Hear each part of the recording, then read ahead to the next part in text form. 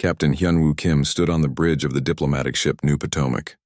Through the large windows, he watched the massive space station growing larger as they approached. The station looked like a giant metal wheel spinning slowly in the darkness of space. Bright lights dotted its surface like stars. This was where humans would meet with alien races for the first time in official trade talks. "Captain, we are 30 minutes from docking," said Commander So-Min Lee.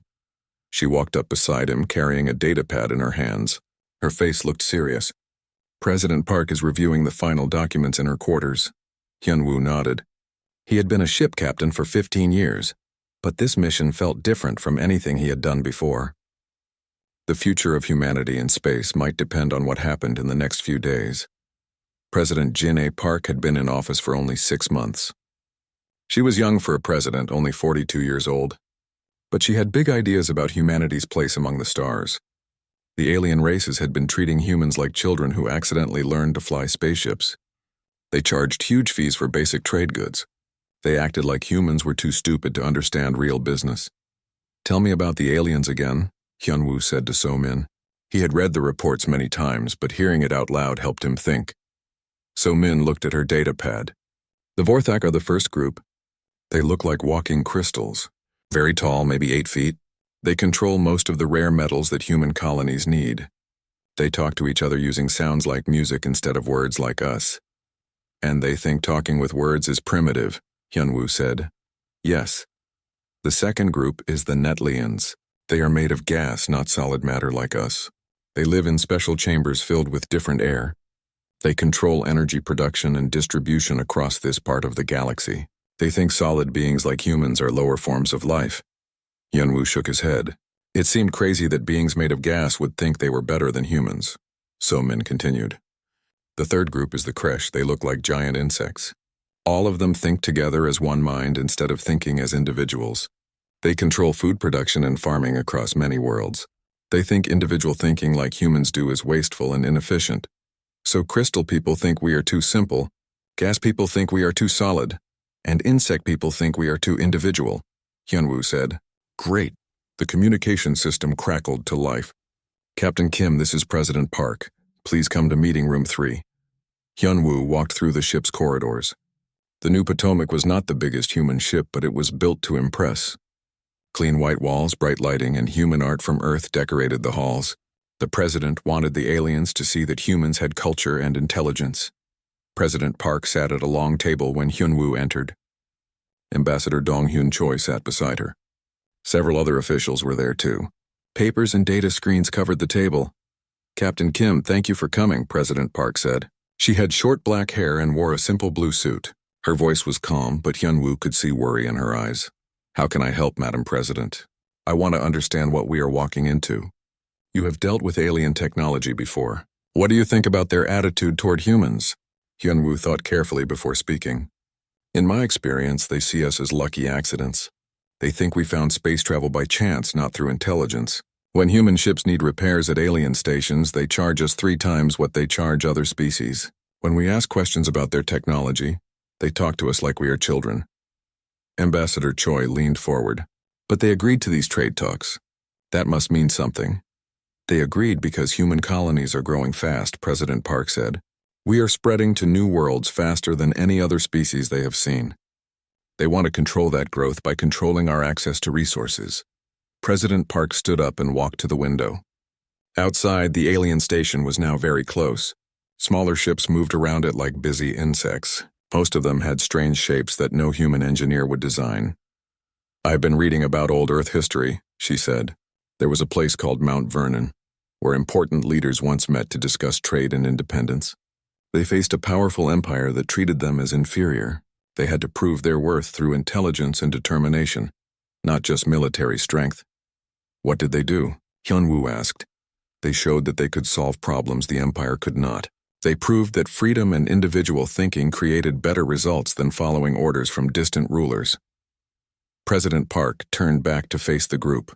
"I think we might need to do something similar." The ship shook slightly as the docking procedure began. Through the windows, they could see the alien station's docking bay. Strange machines moved containers and supplies. Alien workers in protective suits operated equipment with too many arms or moving in ways that looked impossible. Captain, are you ready for this? President Park asked. Yes, Madam President. But I have one question. What if they refuse to negotiate fairly? What if they just demand that we accept their terms? President Park smiled for the first time since Hyunwoo had entered the room. Then we show them something they have not seen before. We show them what humans can do when we stop trying to please everyone else and start thinking for ourselves.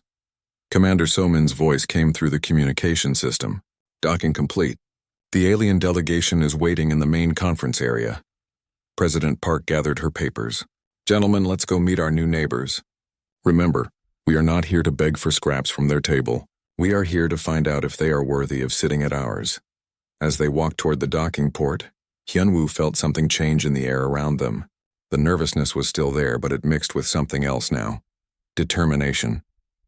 For too long, humans had accepted being treated as the new kids in a galaxy full of older, supposedly wiser species. Maybe it was time to show them what humanity was really capable of. Ambassador Dong-hyun Choi walked beside President Jinny Park through the alien space station's corridors. The walls were made of smooth metal that seemed to glow with its own light. The air smelled strange, like electricity mixed with flowers that did not exist on Earth. Strange sounds came from hidden speakers, probably alien music or communication signals. The diplomatic quarters are just ahead, Dong-hyun said. He had studied alien customs for 5 years, but being here in person felt completely different from reading reports. Remember, Madam President, do not make direct eye contact with the creche. They consider it a challenge to their group mind. President Park nodded. She carried a small bag with Earth gifts for the alien delegates, simple things like coffee beans, chocolate, and a few pieces of human art. She hoped to show that humans valued culture and sharing, not just business deals. They entered a large circular room with a high ceiling. The room was divided into 3 sections, each designed for different alien needs. On the left side, tall crystal formations grew from the floor and walls. Musical tones filled that area, creating patterns of sound that hurt human ears. This was where the Vorthak stayed. On the right side, thick glass walls contained swirling clouds of colored gas. Machines pumped different mixtures of air into the enclosed space. Strange lights moved through the gas clouds, probably the Netlian delegates communicating with each other. The center section looked the most familiar to human eyes. It had furniture that resembled chairs and tables, though everything was built for creatures much larger than humans. Dark shapes moved in the shadows. These were the creche, the insect-like aliens who preferred dim lighting. They are all here, Dong-hyun whispered. This is the first time all 3 species have agreed to meet with humans together. A tall figure emerged from the crystal section. The Vorthak delegate was exactly as the reports described, but seeing it in person was shocking. It stood 8 feet tall and looked like a walking sculpture made of blue-green crystal. Light moved through its body in patterns. When it spoke, musical tones came out instead of words. A translation device mounted on the wall converted the sounds into human language. The solid-form creatures arrive. We acknowledge their presence. President Park stepped forward. Thank you for welcoming us. I am President Park of the Human Colonial Alliance. More musical tones. Titles hold no meaning. Actions demonstrate worth. Your species seeks trade privileges beyond your development level. From the gas-filled section, swirling lights formed shapes against the glass.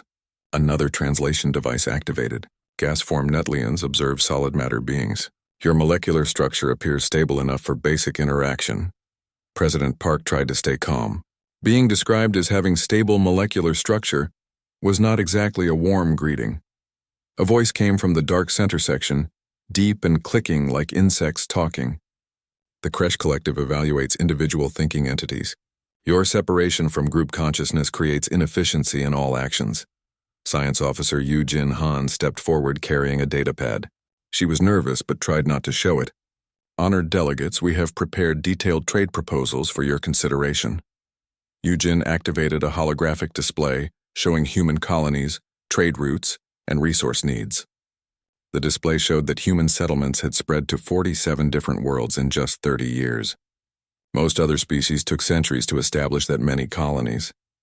Humans request fair access to galactic trade networks, Yu Jin continued. We offer raw materials, agricultural products, and manufactured goods in exchange for advanced technology and rare elements. The Vorthak delegate made harsh musical sounds. The translator said, Your species offers common materials available on 1,000 worlds. Your manufacturing lacks sophistication.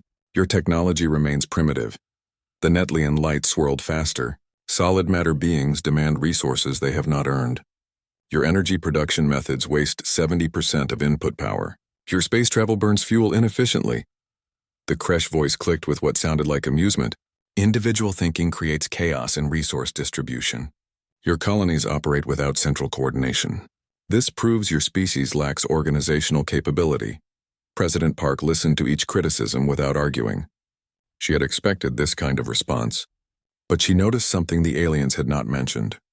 Human engineers were working throughout the station, fixing things and helping with technical problems.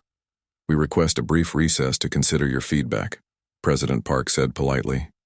The aliens agreed, probably thinking the humans needed time to accept their inferior position in the galactic order. President Park walked with Chief of Staff, Woo-Sung Lim, to an observation deck overlooking the station's main operations center. Through large windows, they could see the complex machinery that kept the station running. Hundreds of workers from different species operated various systems.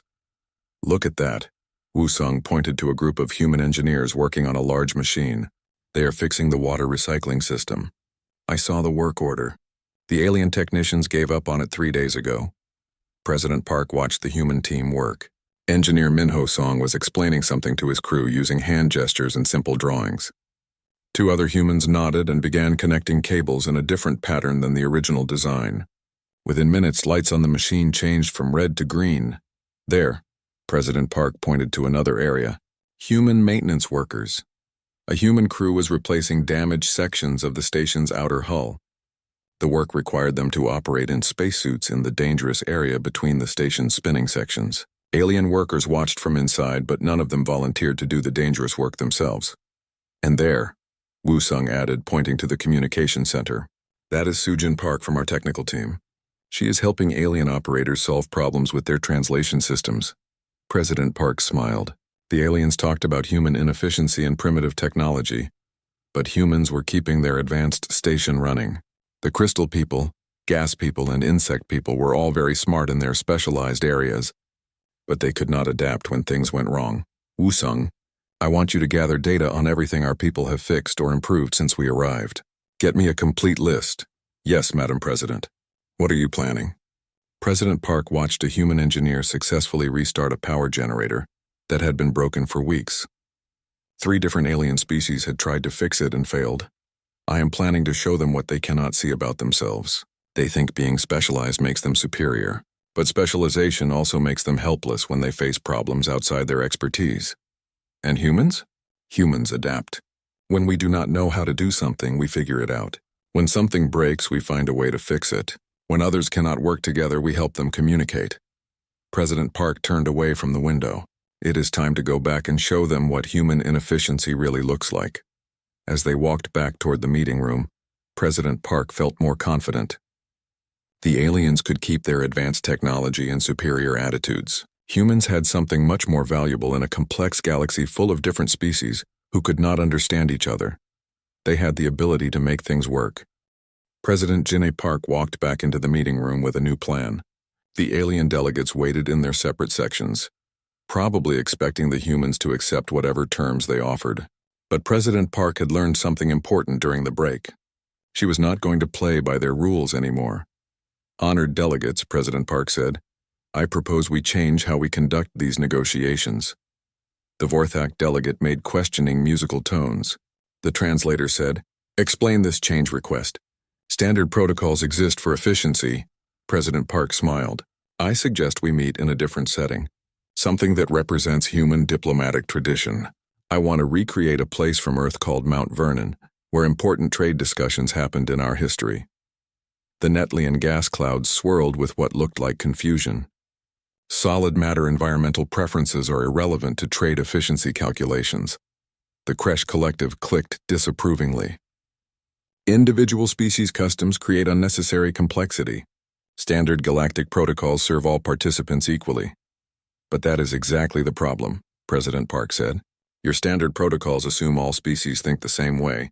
They do not account for the different strengths each species brings to galactic civilization. Security Chief Namho Ryu, had been listening from the back of the room. He stepped forward with a team of human technicians. "Madam President, we can have the Mount Vernon recreation ready in 2 hours." The aliens seemed surprised that humans could modify the station so quickly. They agreed to the change, probably thinking it was just primitive theater that would not affect the real negotiations. Communications Officer Yoon Seo Kim worked with her team to set up recording equipment. Everything that happened would be broadcast to human colonies and alien homeworlds. President Park wanted everyone to see what happened next. 2 hours later, the alien delegates entered a completely transformed meeting room. Human engineers had created a perfect copy of the study from Mount Vernon on old Earth. Wood paneling covered the walls. Comfortable chairs surrounded a large wooden table. Books lined the shelves. A fireplace provided warm light. The room felt peaceful and welcoming. The Vorthak delegate had trouble moving in the smaller space designed for human-sized beings. Its crystal body made scraping sounds against the wooden furniture. The Netlian representative required a portable gas chamber that looked out of place among the Earth furnishings. The Kresh Collective sent only one individual, which seemed uncomfortable being separated from its group mind. "This environment is inefficient," the Kresh representative clicked. "Wood construction wastes natural resources. Individual furniture suggests social division." President Park sat at the head of the table like she belonged there. "This room represents how humans approach problems. We believe different perspectives create better solutions than rigid uniformity."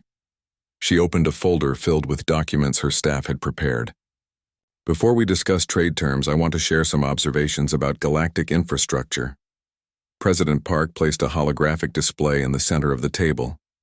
It showed the entire galactic trade network, with all the routes, stations, and supply chains that connected hundreds of worlds. "Your current system has serious problems," President Park said calmly. "Supply chain bottlenecks cause delays that cost billions of credits per year.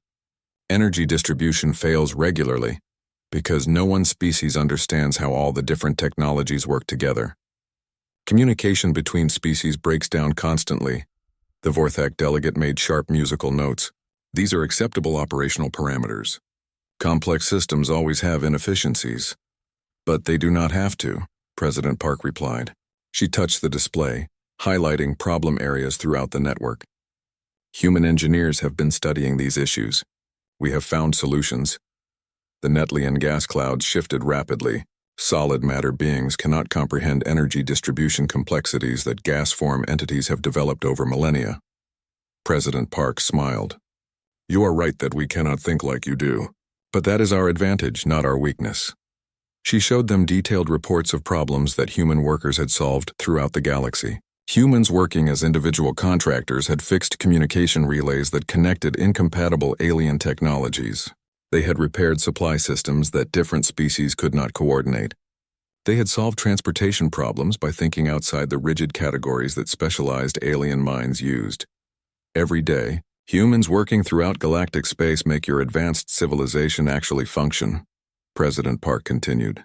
"We do it quietly, without recognition, because we thought we needed to prove we belonged here. But the truth is, you need us more than we need you." The Kresh representative leaned forward, its insect eyes reflecting the firelight. "Individual thinking cannot solve collective organizational challenges. Proof is required." President Park nodded to Communications Officer Yoon Seo Kim, who activated another display. This one showed real-time problems happening across the galactic network at that very moment. Right now, the trade route between the Vorthak crystal mines and the Netlian energy refineries is completely shut down. 3 species have tried to fix it for 6 days. The problem is that crystal technology, gas form engineering, and insect collective logistics cannot communicate with each other. She paused for effect. "But I have a human engineer who can fix it in 2 hours." The alien delegates looked at each other uncertainly. The Vorthak made questioning tones. The Netlian gases swirled faster. The Kresh representative clicked its mandibles. "We offer a demonstration," President Park said. "Let us solve this problem that your advanced species cannot handle. If we succeed, you will acknowledge that human abilities have value in galactic civilization. And if humans fail?" The Vorthak delegate asked through its musical translator. "Then we will accept whatever trade terms you offer and stop asking for equal treatment." The aliens discussed among themselves in their different languages. Musical tones, swirling gas patterns, and rapid clicking filled the room. Finally, they agreed to the challenge. President Park contacted Chief Engineer Mi-young John, who was waiting aboard the New Potomac. Mi-young, you are authorized to fix the Vorthak-Netlian trade route problem. Show them what human engineering can do. As they waited for results, President Park served the alien delegates coffee and earth chocolate. The Vorthak could not eat solid food, but seemed interested in the coffee's molecular structure. The Netlian could not consume anything solid, but its sensors analyzed the chocolate's chemical complexity. The Kresh representative actually tasted both and seemed surprised by the unusual flavors. This is what humans bring to galactic civilization, President Park explained. We do not just solve technical problems. We help different species understand each other. We create connections where none existed before. 2 hours later, Communications Officer Yoon Seo Kim received a message. Madam President, Engineer Jian reports that the trade route is fully operational. She says it was actually easier than expected once she understood how the different systems were trying to work together. The alien delegates sat in stunned silence. A problem that had stopped their most important trade route for nearly a week had been solved by one human engineer in 2 hours. President Park stood up and walked to the fireplace, just like the historical leaders who had once negotiated in the original Mount Vernon. Now let us discuss trade terms as equals. The door to the Mount Vernon meeting room opened with a soft sound. Admiral Bora Kang entered wearing her dress uniform, followed by a team of human officers carrying data containers. President Park had called for reinforcements, and the Admiral had arrived with proof of everything humans had accomplished in space. Admiral Kang, President Park said, please show our guests what the human exploration fleets have discovered. Admiral Kang activated a large holographic display that filled half the room. The display showed a three-dimensional map of human space with bright dots marking every human colony and outpost. The alien delegates stared at the display in surprise. 47 permanent colonies in 30 years, Admiral Kang announced. Humans have established successful settlements on ice worlds where the average temperature is -200 degrees. We have built cities on desert planets with no water and no breathable atmosphere. We have created space habitats in asteroid fields and around dangerous stars. The Vorthak delegate made questioning musical tones. How do solid matter beings survive in such diverse environments without extensive terraforming technology? We adapt, Admiral Kang said simply.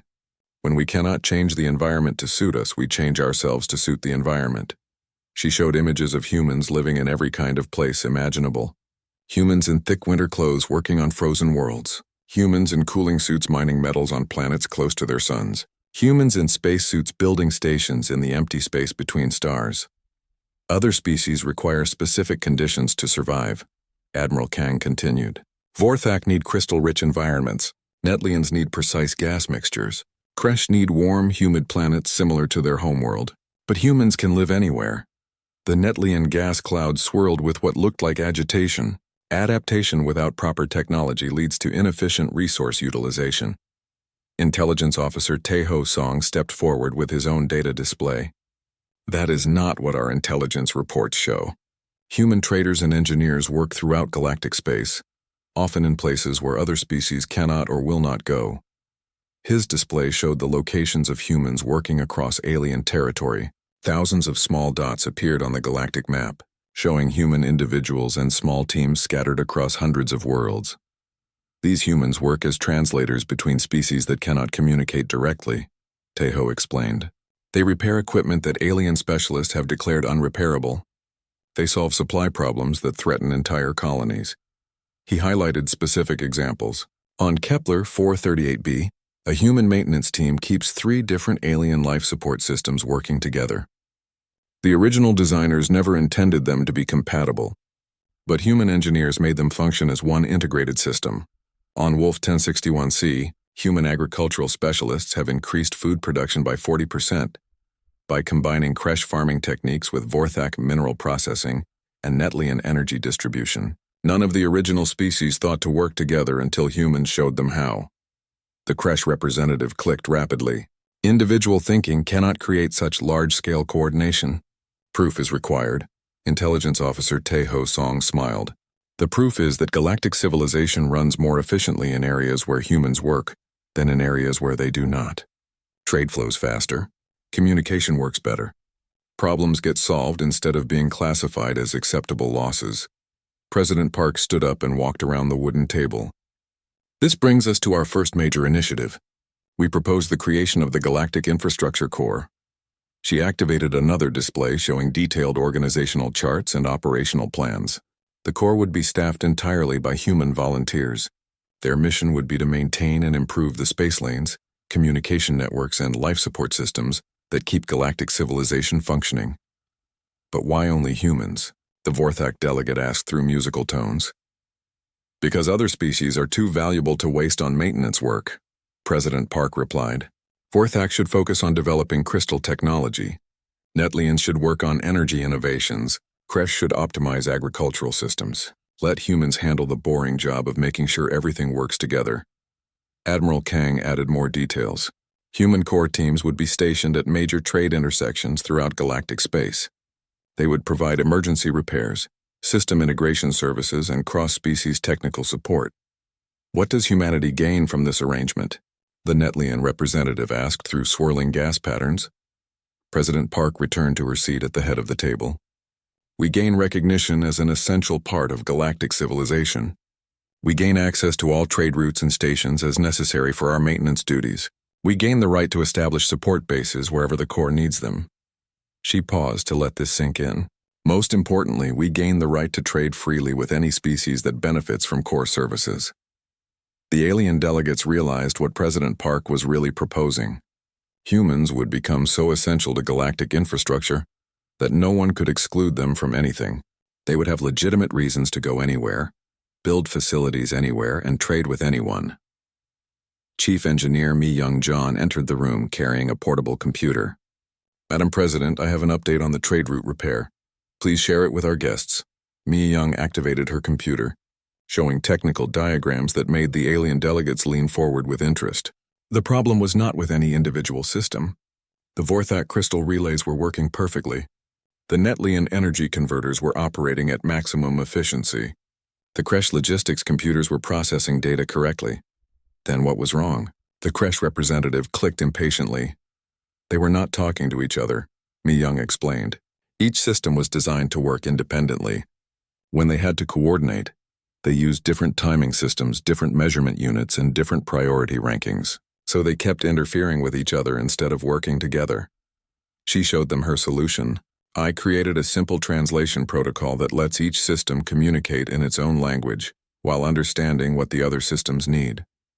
The systems can still operate independently, but now they can also work as a team when necessary.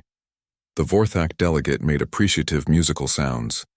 This approach preserves system integrity while enabling cooperation. It is elegant, President Park smiled. This is what humans do naturally. We do not force different groups to become the same. We help them work together while staying true to their own nature. She looked at each alien delegate. The question now is whether you want humans to be junior partners begging for scraps, or essential partners helping to build something better than any of us could create alone. Admiral Kang added the final piece of information. I should mention that human exploration fleets have already made contact with 43 species that are not part of the current galactic trade system. Most of them have been excluded because they cannot meet the technical requirements for standard trade protocols. But with human integration services, President Park continued, these species could join galactic civilization tomorrow. That would nearly double the size of the galactic economy within 5 years. The alien delegates sat in silence, processing this information. President Park had just shown them that humans were not asking to join their system. Humans were offering to help them build a better system that would benefit everyone. The choice was theirs. The 3 alien delegates requested a private conference to discuss what they had learned about human capabilities. President Park agreed, knowing that the aliens needed time to understand how completely their assumptions about humanity had been wrong. The Vorthak delegate returned to its crystal-filled section of the room. Musical tones filled the air as it communicated with its homeworld through harmonic resonance technology. The sounds were beautiful but alien, like a symphony played by instruments that did not exist in human music. The Netlian representative swirled through its gas chamber, creating complex patterns of colored light. These patterns were its way of thinking, each swirl and color representing different ideas and calculations. The gas moved faster when the Netlian was processing difficult concepts. The Kresh delegate sat motionless in the dim center section, its insect eyes closed. It was communicating with the collective mind of its entire species, sharing every detail of the meeting and receiving guidance from billions of connected consciousness. President Park used the break to review her own plans with her advisors. Communications officer Yunseo Kim reported that broadcasts of the meeting were causing excitement throughout human space. Human colonies were celebrating the fact that their species was finally being taken seriously by galactic civilization. Intelligence. Reports suggest the aliens are genuinely surprised by what they learned today. Intelligence officer Taeho Song told President Park privately. They really did not understand how much they depend on human problem solving. Chief Engineer Mi Young-Jon was working at a portable computer, monitoring infrastructure problems throughout galactic space.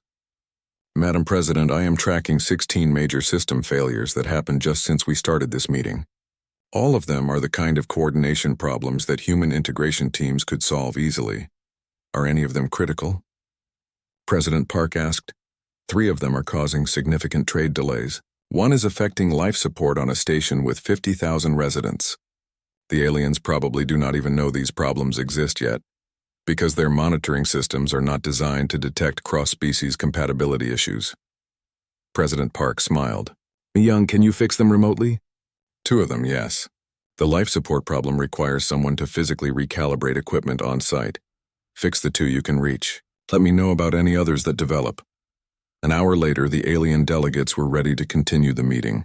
They had clearly reached some kind of agreement among themselves, but their body language suggested uncertainty rather than confidence. The Vorthak delegate spoke first through musical translation. Crystal form consciousness acknowledges that rigid specialization creates operational limitations. Harmonic analysis indicates that adaptive problem solving provides value not quantified in standard efficiency calculations. President Park nodded politely. The Vorthak was admitting that being super-specialized had disadvantages, but was trying to make it sound like a technical discovery rather than a fundamental error in thinking. The Netlian representative created swirling light patterns that translated to speech. Gas form entities recognize that solid matter beings possess problem-solving capabilities that complement energy-based consciousness. Molecular integration may provide mutual benefit. The Kresh delegate clicked its mandibles before speaking. Collective analysis determines that individual thinking creates unpredictable solutions to systemic problems. Chaos-based approaches sometimes succeed where organized methods fail. President Park realized the aliens were trying to save face while acknowledging that humans brought something valuable to galactic civilization. They could not admit they had been completely wrong, but they were willing to admit that humans might be useful. We appreciate your analysis, President Park said diplomatically. What do you propose? The 3 delegates exchanged looks before the Vorthak spoke again. Standard galactic trade protocols will remain in effect. Tariff structures reflect established resource values and technological development levels. However, human form entities may qualify for specialized contractor status within existing frameworks.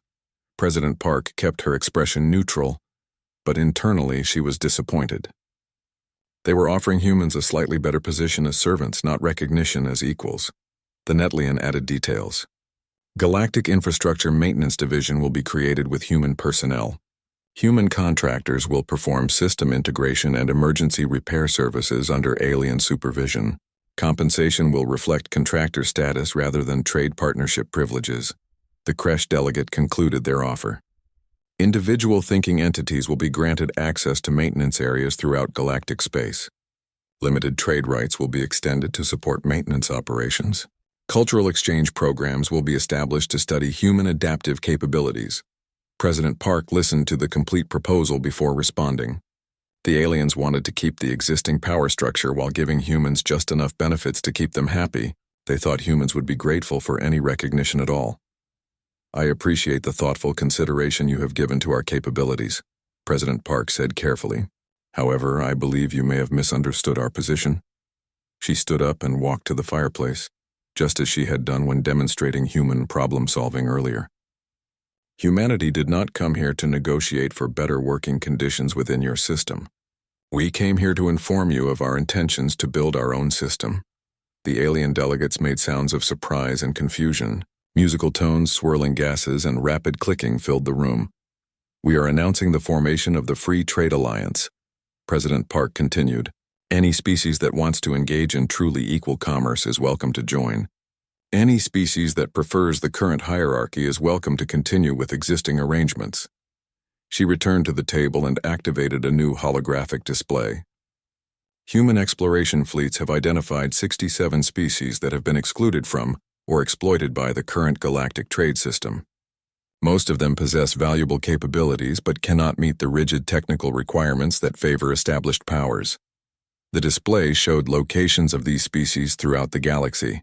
Many of them were close to human colonies where human engineers had already begun establishing communication and trade relationships. Admiral Bo-Ra Kang added supporting information. The Free Trade Alliance will use human integration services to connect species that have never been able to trade with each other before. We estimate this will create a larger economic zone than the current galactic system within 10 years. President Park looked directly at each alien delegate.